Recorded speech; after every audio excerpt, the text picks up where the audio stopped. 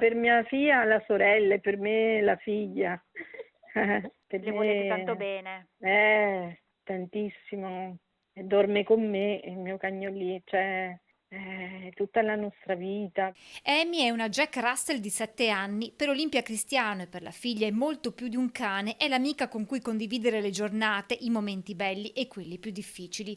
Da un anno le è stata diagnosticata la cataratta, dopo che 4 anni fa aveva perso la vista all'altro occhio, senza un intervento in tempi brevi rischia di rimanere completamente cieca. Siamo al limite perché abbiamo aspettato, il medico ha detto signora, ci aspettiamo un altro anno, perde l'occhio. Per Olimpia in questo momento è difficile sostenere le spese per le cure tra medicinali costosi e i 1.750 euro necessari per l'operazione fissata il 6 agosto. Sono in acqui, sono disoccupata, quindi sto chiedendo aiuto, amici.